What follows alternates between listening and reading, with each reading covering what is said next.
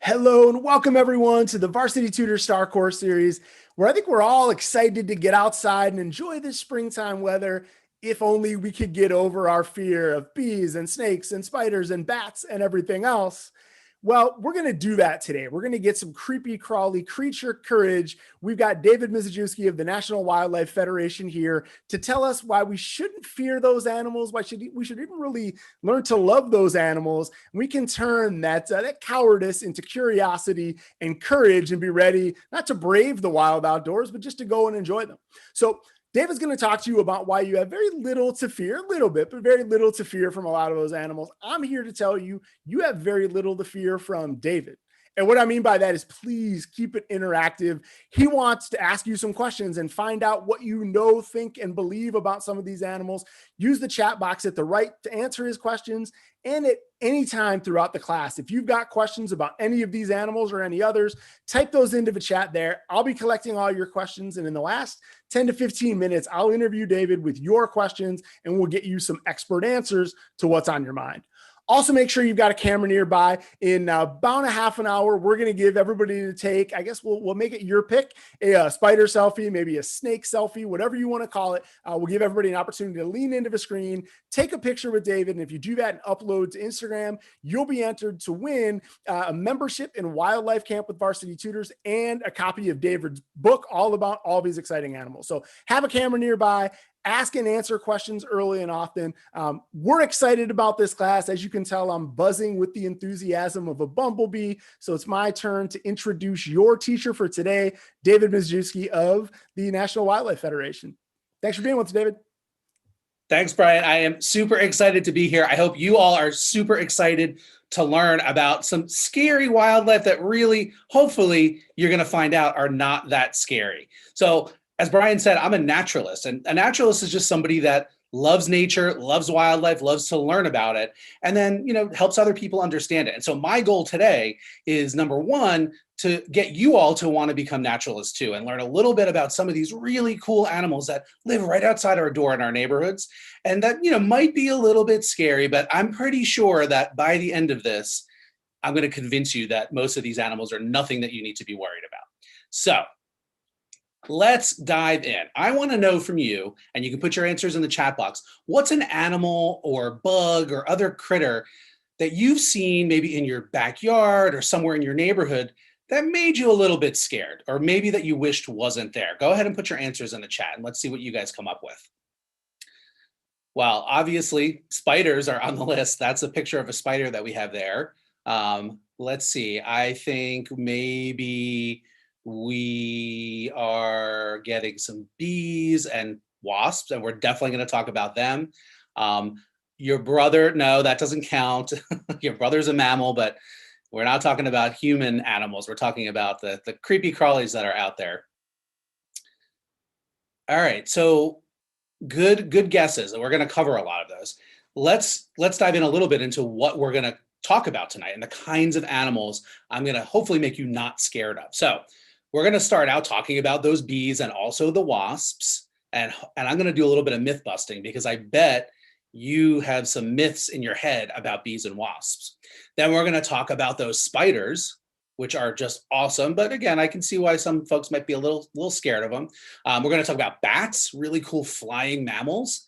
Then we're going to get into snakes, one of my favorite groups of animals, reptiles. And then we're going to finish with another really neat animal that oftentimes doesn't get any love from people, and that is the opossum. So, you guys ready? All right, great. Let's get into bees and wasps. So, all right, I want you to tell me, what would you feel if you were outside and you happened to see a bee or a wasp, or maybe one kind of flew around your head? Put your answers in the chat.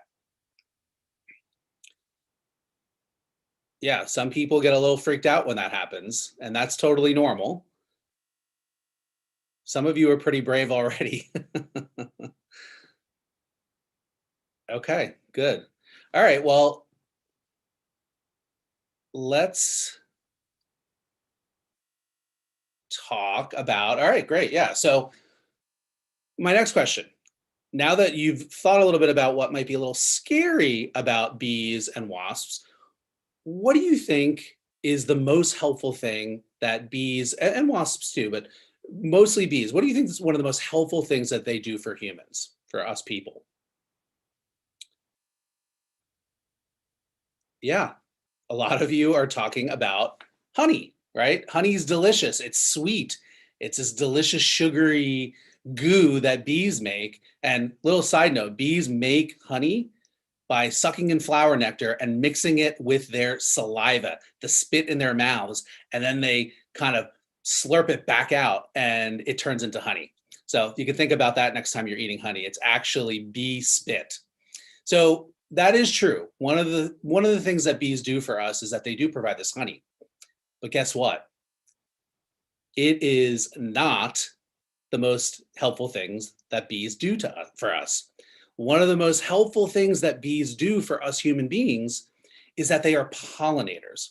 Now, let me know if you know what a pollinator is. Go ahead and put your answers in the chat. It's kind of a little bit of a big word. Some of you might know, some of you might not, and that's okay because I'm going to tell you all about it. So pollinators, think about the word itself. It has to do with pollen. And pollen comes from what? It comes from flowers. So, and if you are an allergy sufferer, you're probably sniffling and sneezing a little bit right now. I know I am because I'm allergic to flower pollen.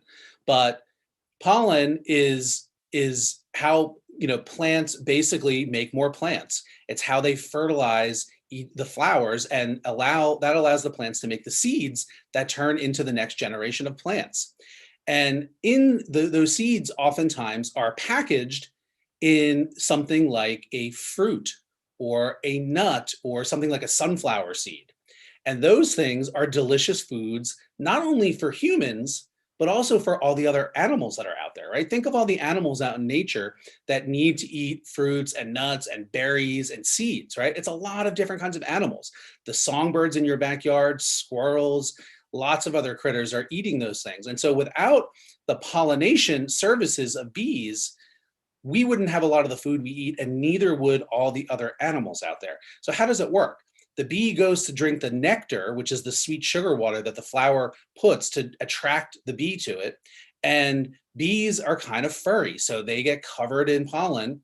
And when they go to the next plant, some of that pollen rubs off onto that flower on the other plant, and it fertilizes that flower. And again, that allows the plant that has been fertilized to make those seeds and berries and nuts and fruits and all that good stuff that turns into a lot of our food. So it's really important. 1/3, 1 out of every 3 bites of food that we eat is because of animal pollinators, and that's mostly bees. So they're pretty important animals, and they do a lot of good work for us. So next time you're eating something like an almond or a berry, or even a tomato, you have bees to thank.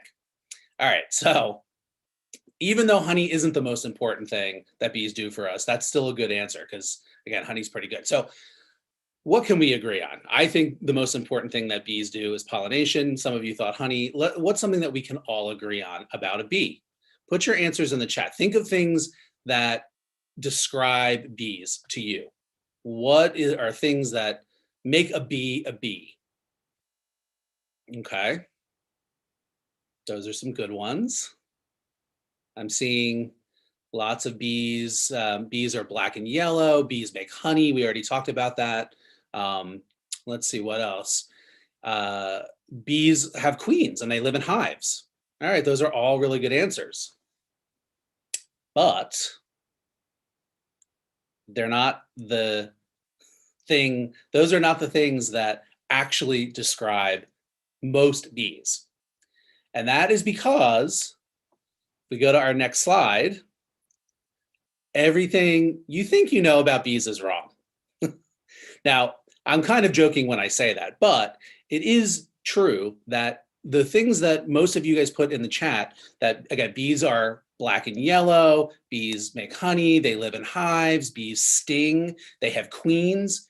Those things are all true of the honeybee. And that's the bee that we just saw a few slides ago when the honeycomb, they're the ones that make the honey that we eat. But here's the thing, honeybees are only one species of bee. On the earth, there are 20,000 different species of bees. And here in the US, we've got almost 4,000 of them. And most of those bee species are nothing like the honeybee. So most of those bee species don't live in hives and they don't have queens.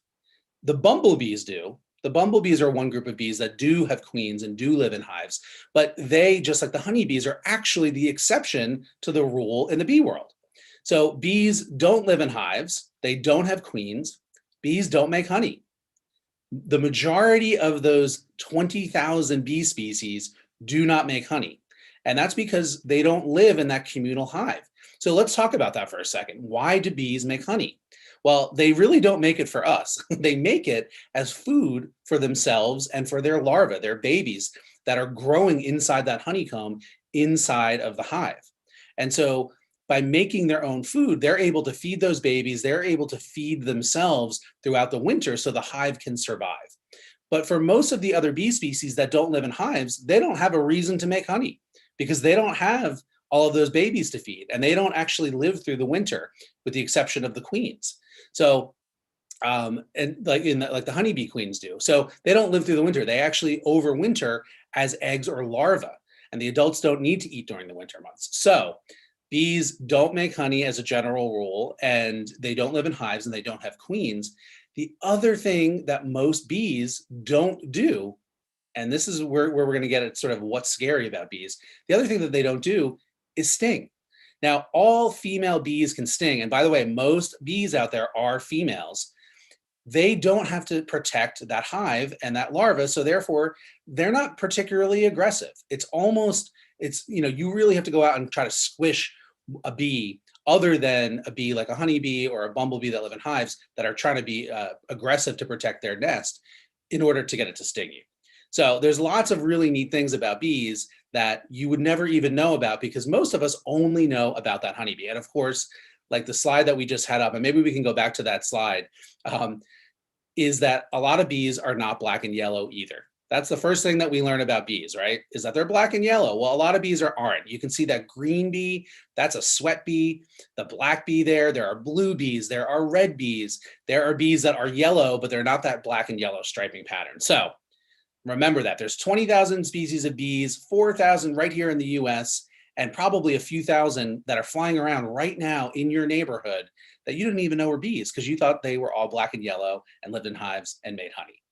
So let's move on to the next group of animals that I want to talk about. And these are related to the bees. These are the wasps. So wasps also can sting just like their bee cousins, but I want to tell you that even though some of those social wasps like yellow jackets or hornets that do make hives, and again, they can sometimes be a little aggressive if you mess with them, just like with bees, most species are solitary and they're not interested in protecting anything. So therefore, they're not likely to sting.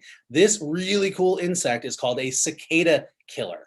And it's got a scary name, but it really is only scary if you're a cicada, which is this big insect that it's dragging off to put in its nest to feed its babies. And so, and by the way, the cicadas there's going to be a big emergence of cicadas this year. And so if you're interested in that, you should definitely look it up because they're really cool insects as well. And this year is a very special year because in parts of the US, millions of them are going to come out of the ground. All right, so let's move on to our next slide, because I want to show you a little funny cartoon here, how you can tell the difference between bees and wasps. So bees, generally speaking, are kind of fuzzy. They have all those little hairs all over their bodies because that helps the pollen stick to them. And not only do the bees kind of accidentally move the pollen from flower to flower and fertilize the plants, they actually eat the pollen and they feed it to their babies as well, along with the honey. So bees are generally kind of round and they're generally kind of fuzzy. And they're really efficient pollinators. And again, they're pretty mellow for the most part. Wasps, I'll admit, they could be a little bit more aggressive and maybe a little bit scarier. But wasps, generally speaking, don't have that furry body. They are also pollinators. And like that slide that we just showed you with the cicada killer, wasps are also eating other insects. And they actually help control pests in our yards and gardens. So they both are worthy of our love and our respect. And as long as you practice the golden rule, and I'm going to hit this every single time that we talk about a different animal, the golden rule is as long as you don't try to pick up, touch, pet, take home, put in your pocket whatever, as long as you leave wild animals alone, and that includes bees and some of the other animals we're going to get to in a second, then you're not going to have any problem. If you don't try to get near the wild animal, your chances of being stung or bitten or scratched or anything like that is pretty much zero. So, if you're scared of some of the animals that we're going to talk about tonight, just remember the golden rule that as long as you leave it alone, there's usually nothing to be frightened of. All right, let's move on to our next animal or group of animals. So just like with the bees, spiders, what are some reasons that someone might be afraid of spiders? Put them in the chat. What do you think? Yeah, so spiders, I'll give it to you. They're a little creepy looking. They've got all of those legs. They've got 8 legs, and they've got all of those eyes, and some of them are hairy. Some of them are really big. Think about tarantulas. So yeah, those are some good reasons why someone might be a little bit frightened of spiders. Some of you I'm seeing are afraid of spider bites, and that's something we're going to talk about in a minute. Yeah, all right, so let's get into some of the cool things about spiders and maybe a few myths that we're going to bust about those spiders. So number one of the things, as some of you put in your answers, that scares people is that they're afraid of spiders biting you. Here's the reality. Here's the truth, is that spiders, most of them, are not even able to bite a human. Their little fangs are not big enough to actually get around and get onto your skin, and they're not strong enough to actually puncture your skin. So even though pretty much all spiders, there's one group of them that aren't, all spiders are venomous, which means they have a poison or a substance in their fangs that they use to basically kill their prey. And in some cases, if you did get bitten by a spider, some species, we're going to talk about them, it could be harmful to people. But most spiders can't even bite people. So the fear that we have of being bitten by a spider is something that maybe could happen, but it's very, very uncommon. You have much more chance of getting struck by lightning or kicked by a cow than you do of getting bitten by a spider. So it's really not something that we should worry about too much. Now, the other thing that people worry about, and I saw a couple of you put this too in the chat, is they're worried about spiders crawling in their mouth. We've all heard it. Every year, the average person eats 100 spiders because when you're sleeping at night and you have your mouth open and you're snoring, the spiders get in. I don't really think that's true. There's no scientific evidence that I know of that shows that people are actually eating spiders. And why would a spider go into anyone's mouth? It just doesn't make that much sense. I mean, maybe in the history of the universe, it's happened once or twice, but it's really not anything you need to be worried about. So spiders are awesome. They're super cool. Here in the US, we've got 3,000 different species. There's big ones, there's little ones, there's ones that make webs. Those are called the orb weavers.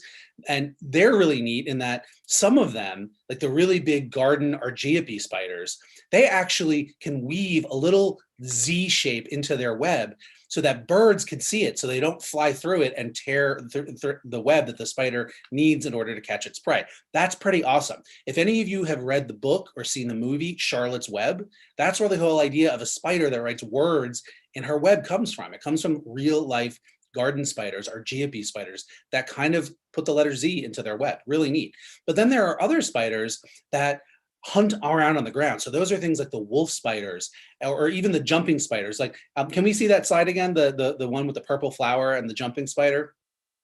These spiders, they kind of hunt. They don't spin webs to catch their prey. They crawl around in the vegetation or on the ground, and they pounce on their prey. Again, just like a wolf, like the wolf spider. There's also a kind of spider called a lynx spider. Lynx is a kind of wild cat that does the same thing. And these jumping spiders, I mean, just look at that guy's face. How cute is it? I know he's kind of hairy, and he's not maybe as cute as your dog or your cat, but I think, to me, he's kind of cute. And again, totally harmless to people. So there's all different kinds of spiders. They're all really, really important animals out there in our environment because they eat bugs and insects, and a lot of those are pests. So if spiders disappeared, we would have a lot more mosquitoes and flies and beetles and moths that actually could be, actually true pests. So spiders are important. So let's, though, talk about some of those spiders that could potentially be dangerous. And again, doesn't mean you should be afraid of them, but there are a few species of spider whose venom could actually make you a little bit sick. And so most of you have probably heard of the black widow spider. These are the black spiders with the red hourglass on them. It's actually only the females that look like that. The males are kind of small and brown. There's also a kind of spider called a brown recluse. We've got a few different species of brown recluses and black widow spiders. There's also another one called a hobo spider. So I just wanted to show you some of these maps up here. Just take a second and look at them. It shows you where these spiders live. And so getting back to about myth busting a little bit, I hear all the time about people that say, oh, I know someone that was bitten by, a brown recluse spider in New York State. Well, look at the map. There are no brown recluse spiders in New York State. So a lot of times these spider bites, in quotes, right, spider bites were actually caused by other things. And honestly, a lot of times doctors, it's hard for them to know because they're not spider experts. So a lot of times we hear about people getting bitten by spiders and it's actually caused by something else. So again, if you practice the golden rule and don't try to pick up spiders, your chances of being bitten by one of those venomous ones are pretty much zero. So it's not something you have to be afraid of, but you just want to be cautious and respectful around spiders like all other kinds of wildlife. All right, let's head to our next slide here. So I already talked a little bit about, some of the cool things about spiders, but, we talked about the different tactics that different kinds of spiders use. So again, the orb weavers build those beautiful webs like you see here on the slide. The wolf spiders, like the one over on the right of your screen, they crawl around in the ground. And if you look closely at that spider's back, just go ahead, look closely. What can you see on the back? Put it in the chat. All of those little things in the back of that spider are babies. And I know I'm probably freaking some of you out because all of these hundreds of little baby spiders, crawling around can be a little bit freaky, but those spiders, those wolf spiders, are actually great moms. Not only do they protect their egg case, but when the babies hatch, they ride along on mom's back for a while, and she helps protect them from getting eaten by, other spiders and insects and things like that. So, spiders can be pretty cool as well. And again, because there are so many different species of spider, and because they are predators of insects and other creepy crawlies, they really are important. We want them around because, again, they help keep our environment kind of healthy, and they help keep some of these potential pest species or annoying species of bugs under control. So we really do want them. Another really neat thing about spiders that a lot of people don't know is that hummingbirds, those really cool, fast-moving little birds that zip around and they make a buzzing noise because they flap their wings so fast, they drink flower nectar. I think most of us probably know that. You've seen them going up to a flower and sticking their long beak inside. But hummingbirds use spider webs to build their nests, and they actually eat spiders. Hummingbirds don't just drink flower nectar. They rely on spiders as a really important protein source for themselves and for their babies. So right now, hummingbirds are out there building their nests. And if there weren't spiders around, they wouldn't have the building materials to build their nests, and they wouldn't have that tasty spider protein snack to fill themselves and to feed their babies. So spiders are really important. They're our friends. We want them around. So please don't squish them and let them be. Just let them do their thing. If you see one in your house, same thing with a spider or with a bee or a wasp, probably have an adult help you. But you can get a clear glass, and put it over top of that creepy crawly. And then you get a piece of paper and you slide it underneath, and then you just walk it outside, take the paper off, and let it go free outside. You don't have any risk of getting bitten or stung, and the animal gets to go free. So there's a little pro tip for you. Okay, so we've talked about bees and wasps. We've talked about spiders. Now we're going to move into a different group of animals, mammals. So we're going to talk about bats. So bats are mammals like us, but a lot of people are really afraid of bats. So put in the chat some reasons why you think people might be afraid of bats. Yeah, a lot of people are afraid of bats because they think of vampires and they're afraid of getting their blood sucked. That is something that people definitely are afraid about. We're going to talk about that in a little bit because there's something surprising about that little fear. Other people I see are afraid of bats like swooping down and like getting tangled in your hair. That's a common fear about bats. Oh, and there's the other one, rabies. People are afraid of bats giving them rabies. So, there's a lot of different fears that people have about bats. But like with bees and wasps and like with spiders, I'm here to bust some myths about bats. But first, let's look at what makes a bat, because bats are actually pretty fantastic animals. They are the only mammals that can fly, that can truly fly, like a bird, like an insect. And so I wanted to show you this slide, a little bit of kind of like bat anatomy. What makes a bat a bat? So those wings are actually their arms and their hands. If you look at this, you can see where the bat's fingers are. And they grow this skin that grows between their arm and their fingers down the side of their body. And in some cases, it grows around the tail like that. And they actually use that little back part of their wing as a scoop as they're flying through the air to scoop up insects. It's pretty neat. And so, bats have fur because they're mammals just like us. They're born, they drink milk as babies, their moms take care of them, they're warm-blooded. The thing that is interesting about bats too is that they are incredibly diverse. So, bats look very, very different from species to species. And again, they are incredibly diverse. There's over 1,400 different species of bats on the planet. That's a lot of bats. In fact, I think they are the second most diverse group of mammals on the planet. And all of them are a little bit different. They have these crazy adaptations. Their faces are crazy looking, and they have all these really neat shapes and configurations that allow them to survive. And it's all really based on, what they eat and how they survive in the environment. So some of them have these really kind of flat funnel-shaped faces. Those bats are usually eating insects. And so they use echolocation. That's when they make a really high-pitched noise and it spreads out and it hits the insect that's out there flying around and bounces back into the bat's ears. And so a lot of these bats with the really weird looking faces that kind of look scary also have really big ears. And those ears catch the echo bouncing off of the insect. And the bat is able to actually locate exactly where that is, even in the dark, and they can go in and swoop in and either catch it in their mouth, or like I said, they use that skin flap, which is actually called a patagium. That's a little vocabulary word for you, patagium. And they can actually scoop it up. Some bats, though, are doing the same thing, and they're hunting for fish. Some of them are hunting for frogs. There are bats that hunt mice. It's really, really interesting, all the different kinds of foods that bats eat. Now, not all bats are predators, right? Not all bats are eating insects or other animals. Some bats are eating things like nectar, just like that hummingbird, just like the bee that we talked about earlier. And those don't have those weird pushed in faces. Those tend to have long faces so they can reach into flowers, or that they can chew on the other thing that a lot of bats eat, which is fruit.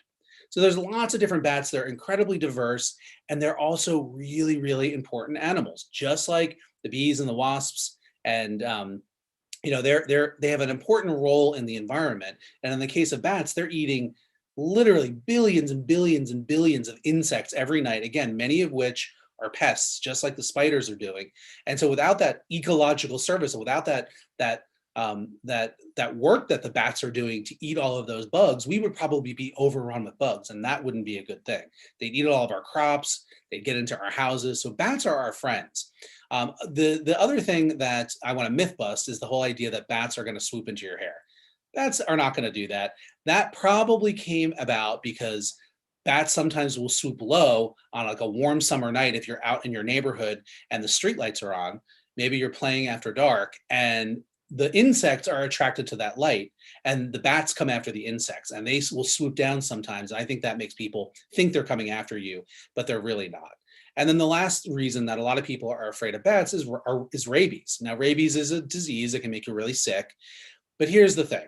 It's possible for bats to pass that on to humans. It's true. They would have to bite you, and it gets into your blood. But even though they can, and most mammals actually can carry rabies, it's not just bats. Even though they can, it's still very, very rare. And we're going to go back to the golden rule. If you don't try to touch a bat, pick it up, move it, anything like that. If you see a bat on the ground, if a bat gets into your house, let an adult deal with it. Don't try to touch it. And again, if you don't try to get near it, there's no way that a bat could bite you and give you rabies. So that golden rule is really important. And if you're armed with the golden rule and you follow it, that is going to give you all the safety and the confidence that you need to maybe not be afraid of some of these animals, to watch them from a distance and appreciate them for the really cool, creepy, crawly critters that they are, that are important and deserve our love and protection, but maybe not our hugs, right? So you want to give them your distance. All right, so let's go to our next slide, because I want to show you examples of some of these different looking bats. So this is a bat species that is a fruit feeder. And you can see it's got that long face. It almost looks like a fox. And in fact, some of these bats are called flying foxes. Other bats, again, who don't feed on that kind of food look very, very different, like our next bat. Now, brace yourselves for this one. It is true. Vampire bats are real. I'm going to say that again. It is true that vampire bats are real. I know some of you were thinking that that was going to be a myth that I was going to try to bust. But it is true. There are 3 species of vampire bats. They live in the Americas, so South America, and up into even North America, Mexico, and even sometimes one of them sometimes comes up into the United States, like maybe far South Texas. And they do drink blood. That is what they have evolved to eat. So again, some bats are eating insects, some bats are eating fruit, some are eating nectar. Well, these vampire bats drink blood. Now, that sounds scary, but if you understand it a little bit, it's not as scary as it seems. So number one, even though they can, it's not like they're out there drinking people's blood. Again, has it happened? Sure, but it's not something that you need to worry about. If that does happen, it's usually, people who are living within the range of these bats who are out with livestock, things like cows and goats and things like that. And that is normally what the vampire bats are feeding on, as well as wild animals. And they're actually kind of neat. They have very, very sharp teeth, and they go in and they're able to make a little tiny cut on the animal, and they start licking the blood that comes out, which sounds gross, but if you're a vampire bat, that's lunch, right? And so they probably think what we eat is gross. So, but what's even neater is that the bat's saliva helps keep the blood from, sealing up. So if you've ever gotten a cut, that pretty quickly the blood kind of starts to dry and you get a scab. Well, the bat's saliva prevents that from happening. So the blood continues to flow and the bat can get a full meal. Now, again, this is one way that rabies can get transmitted, and it is possible for bats to do that. But again, golden rule, don't get near them and you won't have any trouble with them. All right, let's head on to our next slide, which is going to be about what we can do to actually help bats out. Now, again, even though bats might scare some folks and you might still be a little bit afraid of them, bats are in trouble. Unfortunately, here in the US, there's a disease called white nose syndrome that is making a lot of bats sick. And in fact, it's killed a lot of bats. We've lost several billion bats out of the North American bat population. So they really do need our love. They need our help. And again, they're incredibly diverse. So the biggest thing that we can all do is not spread fear about bats.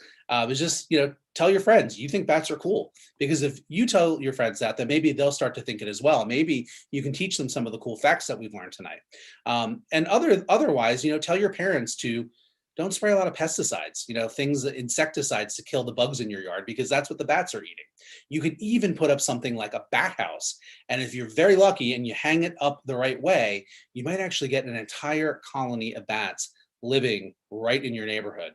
Right in your own backyard, maybe even in the bat box mounted on your house. So that's something that you can look up, because that's a really cool project. And imagine how neat it would be to look out every night and see a whole colony of bats flying. Okay, we have a couple more animals that we want to get to. So snakes. I think these are on the very high on the list of animals that a lot of people are afraid of, right? So if you saw a snake slithering around in your neighborhood, what would you do? I'm definitely interested in your responses to this one. So some of you would scream, some of you would try to pick it up, I'm seeing, but again, remember the golden rule, it's never a good idea to try to pick up any wild animal. I'm actually really happy because I'm not seeing anybody yet say that they would bash it with a shovel, which unfortunately is what a lot of people still think is the best way or the best thing to do if you see a snake. And I'm here to tell you that that is absolutely wrong.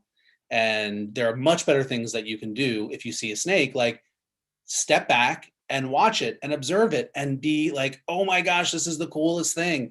I'm getting to see this really awesome animal that might be a little freaky, but it's not really going to hurt me. Okay. So Let's go to our next slide here. So let's talk about how snakes are awesome and why they're spectacular. And yes, this is kind of maybe a scary photo, but I wanted to show you this photo because one of the most important things about snakes is that, again, like the wasps, like the bats, like the spiders, they're predators. And predators are important. We need them. If there weren't predators, all life on Earth would get out of balance because some animals, eat others so that they keep the populations of those animals under control. So, this ribbon snake here might be a danger to the frog that it's eating, but it's completely harmless to you. And here's the thing about snakes. Almost all snake species are 100% harmless to people, right? You've probably never heard anybody say that before. So I'm going to say it again. Almost all snake species on the planet, let alone right here in the US or right wherever you live, are harmless to people. They are more afraid of us than we are of them. We are much bigger than most snake species, with the exception of some of the really big tropical snakes like anacondas and pythons. Most snake species are far smaller than us, and they are afraid of us. They think that we're their predators and that we're going to come after them. And again, I know for some people that's hard to believe that a snake is more afraid of you than you are of it, but it really is true. A snake is going to try to get away from you. That's what it's going to do. They don't want anything to do with us. They're going to try to hide from us. They're going to try to slither away from us. They're even going to try to warn us if we get too close. We're going to talk about that in a second. So that's just something really, really important to keep in your mind. If you ever do see a snake, just remember, take a deep breath if you get a little scared. Just remember, this is not an animal that's going to chase me. It's not an animal that's going to try to eat me. It does not want to bite me. It's only ever going to do that if I threaten it, if I get too close to it. So we're back to the golden rule, right? So just don't try to pick up a snake or get close to it or move it with a stick or anything like that. If you're worried about it being a dangerous kind of snake, call an adult and have them deal with it. But you should never go and get near it yourself. In fact, the times when people do get bitten by snakes, almost always, is because the person went up to the snake and tried to pick it up. And again, a lot of times people are doing that because they want to move it to a safer spot. Sometimes people do it because they're trying to help the snake out. But usually, those snake bites happen in those scenarios. So try to avoid doing that. So snakes are really cool. They're predators of not just frogs, but a lot of species eat rodents. They really help us keep mice and rat populations under control. So, think about it. Would you rather have that, a rat snake? Can we go 2 slides back to that really beautiful black snake? This is one of the coolest snakes that we have. It's one of the biggest ones that we have here in the US. It's called a rat snake. And there's a bunch of different rat snake species. This one happens to be called an eastern rat snake, which it's got this beautiful glossy back and it's got a white underbelly. These guys can get pretty big. They can get to be 6 feet long. So that is a pretty big snake. And even if that's longer than you are tall, they still only weigh a couple of pounds. So they are still much smaller than you are. And so anyway, these animals, like their name suggests, rat snakes, they're eating a lot of rodents. So you want them around. What would you rather have? A snake like this crawling around out in nature, taking care of the rodent population, or you to have mice and rats in your bedroom with you, not your pets, running around at night, maybe even jumping on the bed? That's something to be scary of. The snakes are your friend. They're helping to keep that from happening. So they're important predators. They get eaten by a lot of other animals too. They're an important food source for everything from birds, hawks and owls. Roadrunners love to eat snakes. Lots of different mammals. Some snakes eat other snakes. So snakes are just, they're important. They deserve to live out in nature and we need them around. All right, so let's go to our next slide. So just like with the spiders, there are some snakes that could potentially be dangerous to people. So, you shouldn't be afraid of them. You should be respectful of them. And so what I want to do is make sure that, being a good naturalist, I want to teach you how you can learn how to identify some of the species that might be potentially dangerous so you can avoid them. And that knowledge is power. If you have knowledge and you can identify the different snake species that live around you, you're going to know which are the ones that, might actually be venomous and which ones aren't. And again, you should not get near any snake, but definitely with the ones that are venomous, you definitely want to steer clear from. And I want to say one thing too. A lot of times people talk about poisonous snakes. There's no such thing as a poisonous snake. And here's why. Poison is something that you have to eat. and it gets into your stomach and it makes you sick. Venom is something that is injected, right? So, just like if you go to the doctor and you get a needle, well, venom is like that too. And just like the medicine would go into your arm, the fangs on the snake, or the spider for that matter, work like a needle, and they put the venom into your bloodstream. And that's the difference between poison and venom. You could eat a venomous snake and not get sick because it's not poisonous. So hopefully that's a little bit of trivia that you can tell your friends and impress them. But let's talk about how to identify a venomous snake versus a non-venomous snake. So what you want to look for is the head of the animal. Again, don't get close to it, any snake.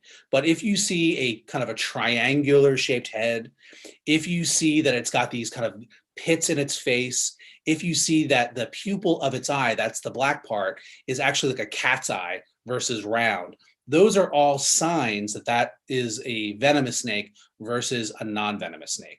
Now, I have just said that, and I'm going to follow up to say that this is not always true. There are some examples that don't fit this mold. But here in the US, most of our venomous snakes, and we've got about 20 different species of venomous snakes in the US, most of them fall into this pit viper category that have the triangular heads, that have the pits, and that kind of thing. If you go to other parts of the world, it's, you might have a different, there might be some different rules there. And like I said, there are two species of snakes, the coral snakes, which I'm going to show you a picture of in a second, that don't have those characteristics. So again, it's not 100% foolproof, but if you follow this rule, you'll definitely begin to identify some of these pit vipers. The other thing that you can tell them apart is to look at the scales on their bottom end back by their tail. But again, you'd have to actually handle the snake to do that, and we don't want you to do that. So just some tips on how to identify a venomous snake here in the US versus a non-venomous snake, which is most species. All right, next slide. So speaking of those venomous snakes, and in the spirit of learning to identify different species, and particularly identify the species that are venomous, I wanted to show you just a few pictures of what some of these snakes look like. So if you start in the top left-hand side, that's a copperhead. These are found, in the eastern US.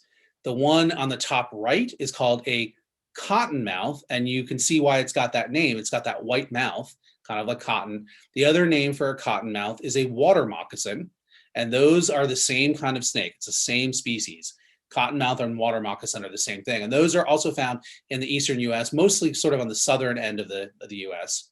Then if you go down, so the bottom right-hand side, that's one of our rattlesnakes. And we've got about 18 different species of rattlesnakes in the US. And you can see its rattle right there. So there are species that are found in the west, found in the east. Some of them are big, some of them are small. There's a bunch of different kinds.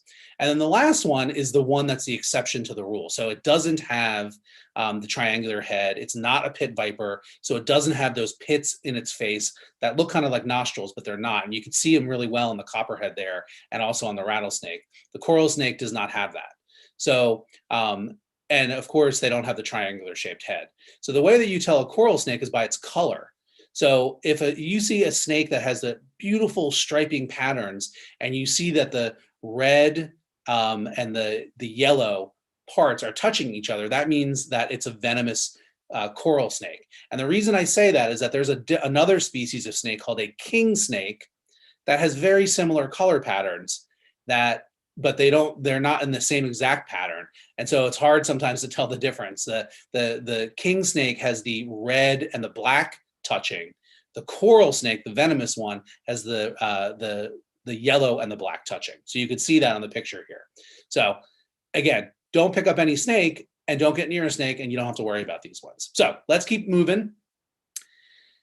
So I just want to end the snake part here by saying, again, most snake species are totally harmless to people. They're really important animals. They're so cool. I mean, think about it. They don't have legs, and they can move around, and they're super successful. That's pretty awesome. Think about it, just maneuvering through the environment using just your muscles and the special scales on your bodies. It's pretty neat. And they're just, they're awesome animals. And a lot of people are so scared of them that they try to kill them on sight. So hopefully even if you're still a little afraid of them, you'll have a little bit more respect for them and know some cool facts about them, and you'll know to practice the golden rule and don't try to pick them up. All righty, let's move on to our last animal. What is this thing? Put your answers in the chat. What kind of animal is this? I know it's kind of a scary looking picture. Okay, yep. All right, good answers. All right, I see some answers that I'm going to myth bust on. Well, this animal is not a rat. It is called the Virginia opossum. And this, I have to say, I think is one of my all-time favorite animals on the planet. And it's also an animal that does not get very much love from us humans. So let's go to our next slide, because the first thing that I want to explain or maybe myth bust is possums or opossums. So real quick, the technical name of this animal, like I said, is the Virginia opossum. And opossums are a group of animals that live in the Americas, that live in North America, and they live in South America. Now, the Virginia opossum is the only one that lives in North America. It's the only one that we have here in the United States. All the rest of them live down in South America. So that makes it unique right out of the gates. Now, a lot of people just call them possums. They kind of drop the O at the beginning. And you know what? That's okay to do. I do it all the time. You know, when I write it out, I actually put the little apostrophe before the P to indicate that I dropped the O, but you can call them possums. But the reality is that there's a whole other group of animals that are related, kind of like the cousins of the opossums, that are called possums. And they look a little bit different. They live in different parts of the world. A lot of them are down in places like Australia. And that's a clue about the other thing that makes these animals really, really neat, is that they are marsupials. So just like a kangaroo, or just like a koala, or a Tasmanian devil, or a wombat, these animals are marsupials. That means that they give birth to these itty bitty little babies. They're about the size of a bean, that are born, and they crawl into a special pouch on the mother's stomach where they drink milk and they grow and they finish developing inside of that pouch, which is technically on the outside of the mom's body. So there's a whole group of animals that do that, and they're called marsupials. Again, the kangaroos, koalas, again, most of marsupials are living down in Australia and New Zealand and Tasmania and places like that. The Virginia opossum is the only one that we have here in the United States, and that makes it pretty special. Other things that make them special that I just think are awesome about these animals is that they have been around for a really long time, you know, millions and millions of years. They're an ancient species. In fact, the very first marsupials that developed on this planet they were sort of early versions of the opossums that eventually evolved into all of those other kinds of marsupials, which is kind of, you know, just wonderful to think about. But other things that are awesome about possums, they have a natural immunity to some of those venomous snakes we just talked about. So they can eat things like copperheads, and they don't get sick if they get bitten. They also love to eat ticks. One opossum can eat about 5,000 ticks in one summer. So think about that. You want these guys around, running around in your neighborhood, maybe even in your own backyard, because they're going to eat up all the ticks that might potentially get on you or your pets. You know, we talked about bats and the possibility of rabies, and I was saying that most mammals actually can get rabies and transmit it, not possums. For some reason, possums generally don't get rabies. Their body temperature is a little bit lower than other mammal species, and we think that might be why they don't get sick with it, and therefore they can't pass it on. So they're just awesome animals. Now, are they the most attractive animal out there? Probably not, especially if you go back to that first picture with a possum with its big mouth open. You know, they're kind of ragged looking, and they're maybe a little freaky looking. But here's the thing about opossums, is that even though they have those teeth and they are omnivores, they'll eat anything. So again, they're eating snakes, they're eating rodents, they're eating ticks, but they're also eating fruit and berries and nuts and even carrion, dead stuff that would otherwise build up out there in the environment. They're helping to keep our environment clean. So that's a good thing. But you know, they're not the cutest animals, right? They don't look like a cute little puppy dog. But, you know, just like with a lot of these other animals, you know, they don't have to be cute and cuddly to be important. And they don't have to be, you know, something that makes you go, oh, to be important and something that we want to protect and save. So let's go on to our next slide. And we're almost wrapping up here. So the other thing that is cool about possums, is, well, something that I want to do a little bit of myth busting about. So put your answers, what you think, read these questions, and put your answers in the chat here. Which of these things that we know or we think we know about opossums is a myth? A, possums hang by their tails. They use their tail is actually what it's called prehensile. And that means that they can actually grab onto things with their tails. So some monkeys can do this. Possums can do it too. So the question is, do you think that this is the myth or the truth? So if you think that possums hanging from their tails is true, put that as your answer. If you think that possums playing dead to kind of trick predators that might want to eat them into thinking that they're not very tasty, if you think that is true, put that as your answer into the chat. And I'm seeing kind of a mix of both coming through here. Well, the answer is that the myth is A. Even though possums do have that prehensile tail and they do use it almost like a fifth hand, they can grab onto tree branches when they're walking through the trees to help stabilize them. And even cooler, I think, is that they can use those tails to gather up leaves that they carry into the nests that they make that they sleep in at night. They don't actually hold on to the branches and hang upside down. Sometimes you see that in cartoons, and it's just not something that they actually do. So the real true answer there is that possums do play dead. So like I was saying in that first picture we showed, they have all those teeth. They don't really ever use those unless they're really, really cornered and they're really afraid if somebody gets too close to them. Normally what they do is they literally pretend like they're not alive anymore. They roll over on their back, they shut their eyes, they hang their tongue out of their mouth. They even excrete a really stinky odor, like if they're just sort of like a dead, rotting body there. And usually the predator that's trying to eat them is like, "Ooh, that's gross. I don't want that." And they leave it alone. And a little while later, the possum pops awake and walks away and lives on another day. So possums are really cool. They're not the most pretty animal, but they're really cool animals. They're very unique here in North America. They have all of these great benefits to us. Again, eating venomous snakes and eating rodents and helping clean up the kind of the garbage out in nature. So I think they're pretty awesome. And really, when it comes to protecting them, the biggest thing is just leave them alone. So if you see any of these animals that we talked about tonight, bees, wasps, spiders, bats, snakes, or opossums in your neighborhood, I'm hoping that after listening tonight, you've learned a little bit about all of these animals and maybe have a little bit more appreciation of them. Maybe you don't love them yet, but maybe you have a little bit more appreciation of them and maybe a little bit less fear of them. And that's my goal always, is to help people, understand and love wildlife. And that's what we do at the National Wildlife Federation. So that's a lot of information. I'm going to turn it back over to Brian here so we can wrap up. Awesome. Yeah, I've just been hanging back here playing possum, and I know that's an actual mimic, not a myth. So thanks so much, David. This was a blast. I'm feeling a whole lot more courageous, and I hope everyone else is too.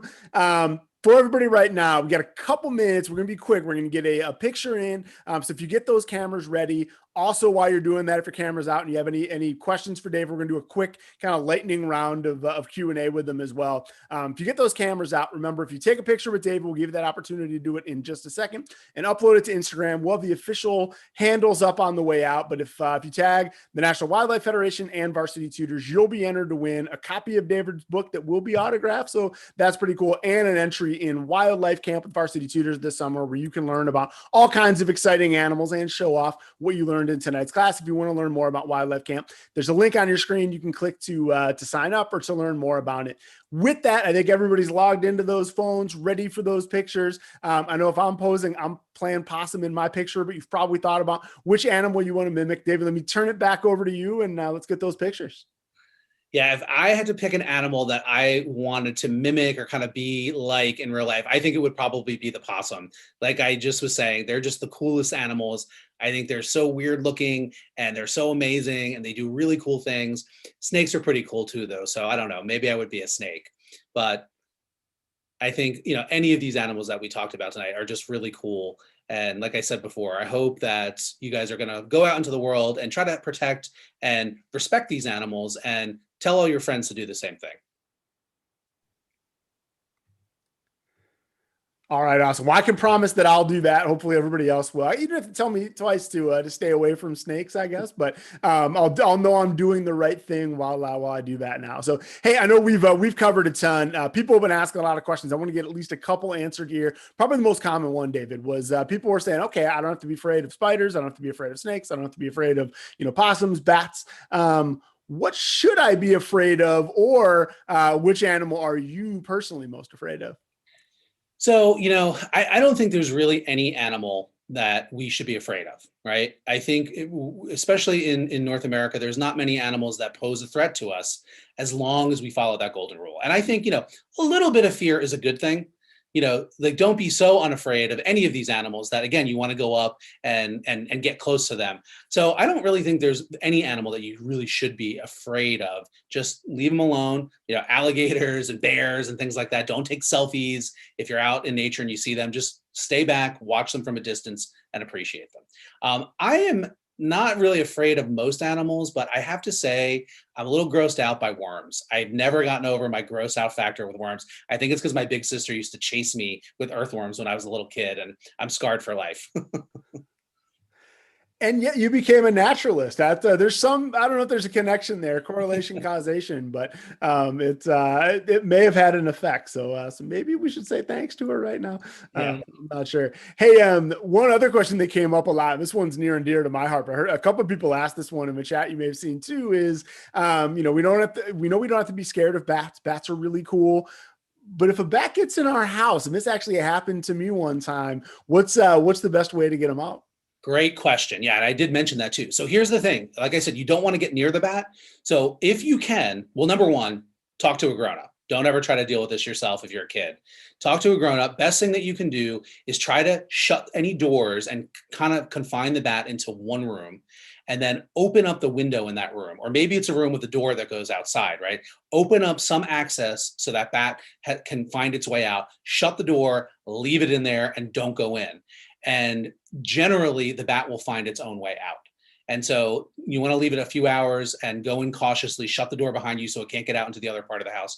Do that. If that doesn't work, there are companies that you can call that will come in and safely remove that bat for you. So just rely on a professional when in doubt. I love how you say get a grown up. I was 25 when that happened. And Nova, you didn't say put on a catcher's mask and go in with a fishing net and a baseball. Definitely don't do that. Again, that is when people get bitten by bats, just like with snakes. So if you don't get near them, then you're not going to have any trouble with them. Yeah. Perfect. They're actually kind of fascinating to be near. The other one we learned that I'm sure like they can slip through like the smallest cracks. Like we put towels under the doors and everything because we kind of found if you left them alone too long, they would just kind of they were able to really sneak through. I talk a lot about bats and how to help them without them getting into our house in my book that we mentioned that we're going to be giving away copies of. So if folks don't win it, you can go out and buy it, and you can learn all of that stuff about bats. Awesome. Well, that's a perfect segue. I remember we'll get that, the contest rules up so you can, know exactly which handles to tag on Instagram. We'll have a picture of the book up here in just a second. So let's do one more question, and then we can turn it over there. We love seeing everybody's pictures, and we'll look forward to seeing who wins the book and the entry in Wildlife Creature Camp. I know, David, you represent the National Wildlife Federation. We've got a whole lot of people here, obviously, at least creature curious. Coming in here, if not, completely bought in. I think everybody's a lot more creature courageous right now. Tell us about, what can they do more of at the National Wildlife Federation to learn more, explore more. Tell us a little bit about what they should be thinking about doing next. Yeah. So the National Wildlife Federation, we're a wildlife conservation organization. We've been around for 85 years. We work to save wildlife, but we do a lot of work to get kids connected to nature. And we've got a lot of really great things, not only for kids, but for parents too. So we publish Ranger Rick magazine. Some of you might be Ranger Rick readers. We've got a bunch of different titles in the Ranger Rick magazine section. And on our website, Ranger Rick website, we've got just a ton of really cool stuff. articles, but also games and activities and educator guides, a lot of free content there. And the other thing is we've got a really cool campaign that we call the Green Hour. So if you go to thegreenhour.org, this is for you parents out there who are looking for things to do with your kids or that they can do themselves outside running around in nature that are actually educational and fun and safe. We put up new activities there every week. So check those things out. And just by getting out into nature and learning about it, you're helping to protect it. So that's a really important thing that all kids should be doing. All right, perfect. Well, thank you so much for tonight, for everything the National Wildlife Federation is doing to, keep the world safe for all of these animals, which, as you said, keeps it safe and healthy and productive for all of us too. So, thanks for giving us all that courage to get outside and enjoy all these animals from a safe distance and all of that. So, thanks to all of you out there too for your pictures.